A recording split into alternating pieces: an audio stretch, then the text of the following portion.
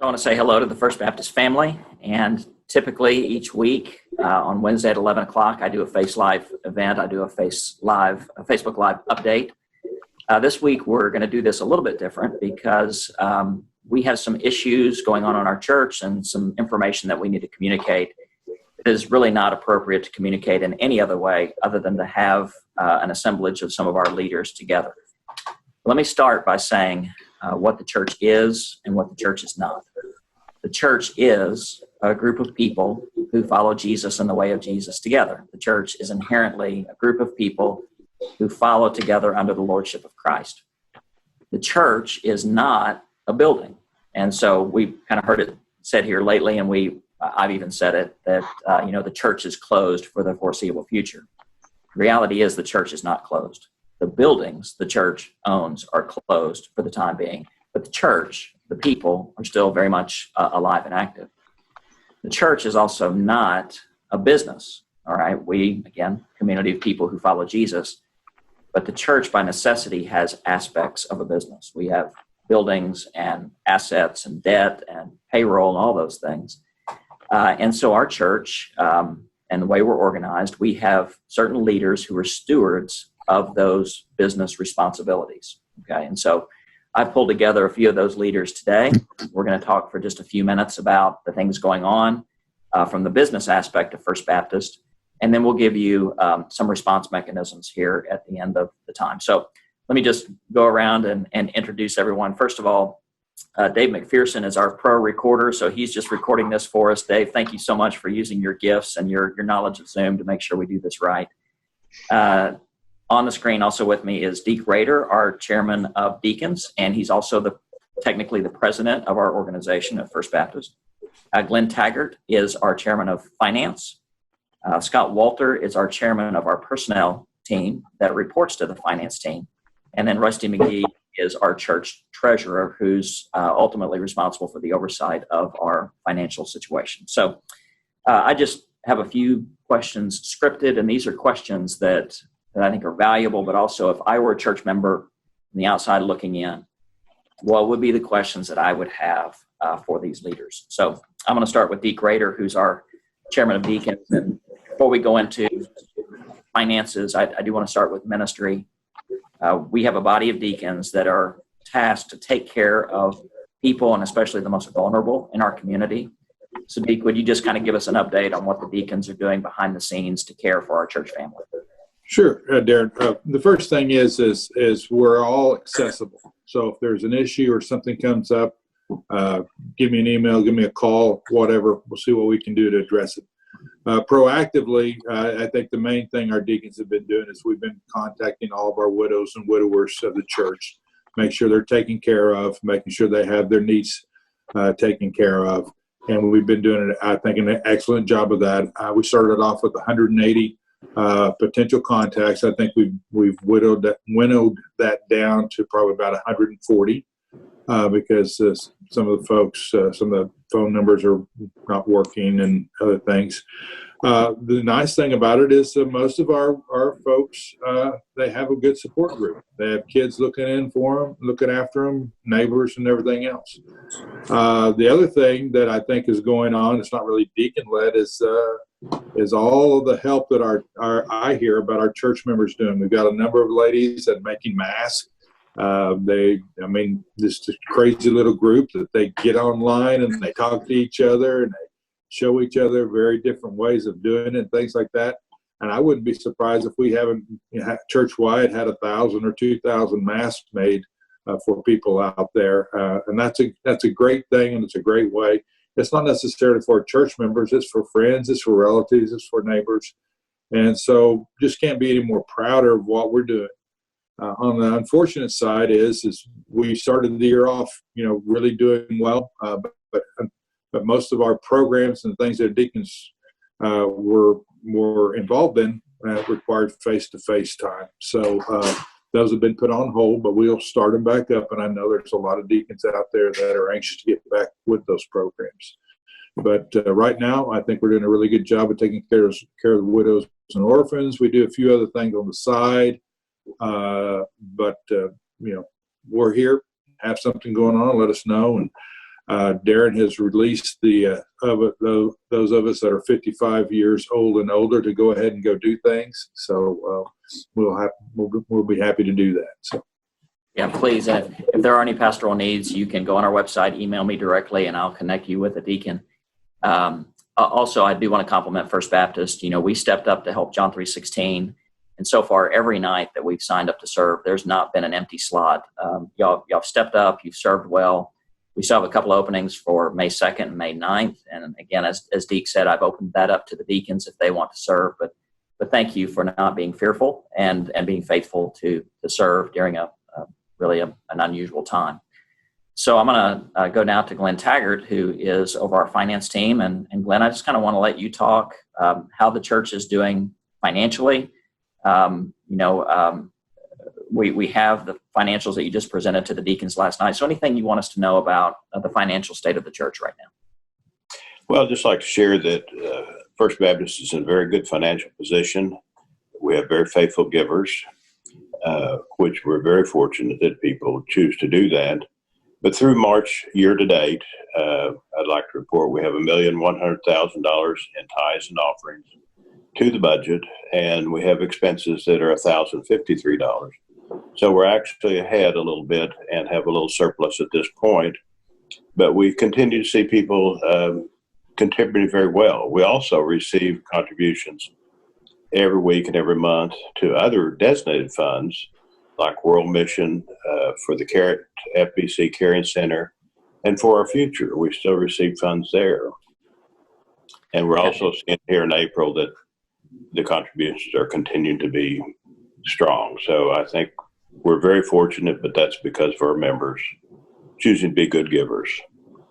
And I've been amazed each week at the consistency of giving. Now, you did mention the For Our Future, and the church is in debt right now for our most recent building. So we kind of have some good news there of a large gift that was received. So would you share that with the church? Yes, here in March, we received a gift that was in excess of $50,000. We've also, year to date, received $80,000 toward that fund. And currently, due to my calculation, we'll let Rusty be a little more precise, but it's now that debt is below $750,000 in net debt, and which is considerably, probably $1.5 million lower than we thought it would be at this time. So we're all just really amazed and very, very pleased and blessed. Yeah, I guess the walk away there is church is not having trouble making its debt payments, which is a really good position to be in, and so I want to affirm that. So thank you. Now, the question I get most often is about personnel. The word layoffs and furloughs, that's become a part of our daily vocabulary. And before I turn it over to Scott Walter, I'll just express my appreciation on behalf of the staff for how thorough the Personnel Committee has been and how generous. So Scott Walter, Chairman of our Personnel Committee, would you just share with the church what we're doing for our staff, full-time, part-time, child care workers, everybody? What's been the decision of the Personnel Committee? Sure, Darren. The personnel team has been focused on making sure that our entire staff is safe and productive and employed during this time. And our team feels that our staff is so amazing and so crucial to our success through these challenges. And we know that we're going to need their talents and skills more than ever when we're able to reopen the campus. And we've approved paying all affected staff through May 31st who are unable to work as a result of the City of Tulsa shelter in place. And this includes all full-time, part-time, and seasonal employees. And because of our church leadership's flexibility and creativity, virtually all of our staff have been able to continue working their regular hours, whether from home or on campus for those defined essential workers. Now, those affected most by our shelter in place have been our First Steps preschool and our food services staff. But I'm happy to report that they've been offered alternate work assignments so they can remain productive. And let me just give you some examples. Right now, our preschool staff is involved in developing and delivering distance learning. Our critical facilities teams are tackling maintenance and some deep cleaning projects that we probably should have done in the past and didn't have time, but now we're taking care of those. And a majority of our staff is involved in contacting our membership, especially those who have not visited our church in a year or more. Now, summer is a time when we see a large change in our seasonal staff, and this is related to day camp, our First Step summer sessions, and the many children's and youth activities. And so with that in mind, The personnel team will be meeting again prior to the end of May to evaluate our situation and to make recommendations. Scott, I really do appreciate your team. And Scott leads that team of 3 individuals, and they report to our finance team. And appreciate how forward-thinking and generous your team has been. Thank you on behalf of our staff. And it's good to have that security for people who are working really hard. And we do value our staff, and we want to be fully functional and able to reopen as soon as we're able to. Now, of course, all of that requires resources, and you've heard that we're in a good financial place right now, but the government has also made available a payroll protection program through the Small Business Association, some loans, and the church has made some decisions in regard to that. So I don't think there's any person better qualified to talk about this than Rusty McGee. He's our church treasurer and entrusted with these decisions and the handling of our finances. So, Rusty, I'm just going to turn it over to you and let you talk about the SBA loan, what the church has done in regards to that, and what you see for the future. Okay, thank you, Darren. Yeah, as the world started changing for us so rapidly just a few weeks ago, federal government, as we all know, stepped in, was trying to provide a stimulus program for our economy. We were following that very closely. And I would say initially it was a bit of a surprise to realize that churches were included in the stimulus package. And the reason for that is we as a church have a lot of employees, and it was mainly a payroll protection program to provide funds back to organizations with employees.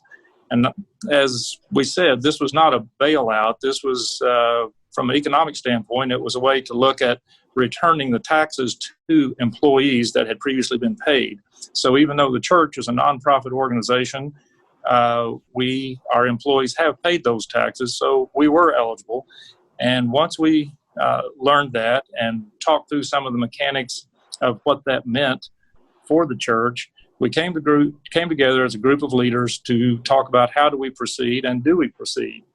And I think it became clear quickly that the most responsible thing that we could do would be to go through the steps to apply for this loan. And it absolutely is a loan, but there are procedures in place that will forgive that loan. And those procedures are that you keep people employed that were going to be employed if otherwise we didn't have this situation. And that was our case entirely. So the mechanics of it, we will get approximately 2.5 months of our average monthly payroll. So for the church, that is right at $520,000. So we agreed to go ahead and make application because we knew there was a limited window of time to do this. And as we all know, that window closed as of last Thursday. So we had our application in timely. It was approved. And in fact, just yesterday, we found out that we will be funded this money probably today. And when that comes into our bank account, as we apply that to payroll over the next 2 months, there will be some documentation to provide. And if we do that, that loan can be forgiven. But I've been involved long enough to know and have such respect for the administration of how our church works and our bylaws that we also realize that this requires deacon approval and approval of the church. Due to the situation in times that none of us have ever dealt with, again, we felt like it was the prudent thing to do was to move ahead, realizing that this requires deacon approval and church approval just as soon as we could meet. If the church decides we do not want to do that, at that time, we will return the funds. Simply, that's what we'll do. If the church agrees that we should have these funds and they should be used as to their assigned purpose, if we do that and we get through 2020 and realize we did not have to have those funds and our giving continued throughout the year as was before, we agreed as a group to present that we would either then pay back the loan or part of the loan, or we would apply this, pay it forward in a benevolent manner of ministry as the church shall choose to do at that time. I think it's just a wonderful way to proceed. We had a responsibility to act. We have done that, and then we will deal with it as things unfold over the next few months. That's well said. And so because we're not able to meet right now, we're not able to have that church business meeting, but the pledge of all of these leaders gathered around that as soon as we're able to meet back together, our bylaws do require 2 Sundays notice on a special called business meeting. So just as soon as we feel like it's safe, we'll announce the date of that church business meeting and do that together, most likely over a Sunday lunch. But that will be to be announced as we get there. And just to reemphasize what Rusty has said, the church does have the final say on this. And if the church does accept the funds, then if we find ourselves in a surplus position at the end of the year, we'll find a way to give that away. And I like the phrase that Rusty used of pay it forward. So I'm going to go back to Deke Rader because he is our chairman of deacons and the president of our organization. Deke, as you've heard all these leaders, is there anything else that you think that we need to communicate to the church? Well, on the financing side, I think it's important that we communicate that the process that Rusty just laid out has been approved by the finance committee and has been approved by the deacon body. So there's been a number of people that have had their questions answered and looked at very strongly. But my commitment to the church is that we will get church approval before anything else and make sure that's the way the church wants to go. We've been a debt-averse community for a long, long time, and I can appreciate that. The other thing I'd like to say is just how proud I am of our church and of our church staff. Sure, we'd like to get together. Sure, we'd like to be out in the parking lot with the deacons, giving people a hard time, that kind of thing, and rejoicing in Christ. But this is where we're at, and we seem to be very resilient in just saying, okay, this is the way it is. Our life groups are still meeting. We have record attendance in our life group, and I've heard the same about other life groups. We still communicate our needs and things that are going on in our lives and trying to be as helpful as we can. So it's kind of an interesting thing, but it's a great time for us to find out who we are and what we're made of. And right. We seem to be really good at just stepping up and taking it on. Let's go get it. So can't be more proud of the church. Can't be more proud of the staff. So soon we'll be back together. In 5 years, we'll forget all about this. But right now, I think we're doing a good job. I hope you're right. And what Deke has said about his community group is true church-wide. Not only are the finances strong, our attendance, if we just look at the numbers of people logging on each week, this has created an opportunity for some people to connect with our church that probably never would have otherwise. And so let me encourage you to take advantage of that as a pastor. In fact, the first Sunday of May, I'm going to take a Sunday and just talk about peace. What is the grounding of our peace in Christ? And there are so many people that are disconcerted right now and are disoriented. Use this as an opportunity for people who might never darken the door of a church to log on Sunday morning, to listen to that message of peace and discover that relationship with Christ. And that's happening all over our church body. And I agree. I'm very proud to be the pastor of this church and proud to lead such a wonderful group of people who are following Jesus and his way together. Last thing I'll say is if you have any questions about what we've discussed, again, we're not able to do a business meeting right now, but if you've got additional questions that we need to address with you personally, I'm going to give you Bobby Hart's email address. Bobby is our Chief Operating Officer, and he's invited you to send your emails to him directly. He'll respond to those, or he'll ask one of the leaders that are here to respond to that in an appropriate way. You can find his email on our website, tulsafbc.org, or if you have a pencil right now, bhart, as in Bobby Hart, BHART, at tulsafbc.org. Drop him an email, and we'll address those questions. So I'm so proud of these leaders. Thank you all for joining me on this Zoom meeting today, and we'll share this with our church. And I think it's just appropriate to say, may the Lord bless you and keep you and make his face to shine upon you. Thanks, church. We'll see you soon. Bye-bye.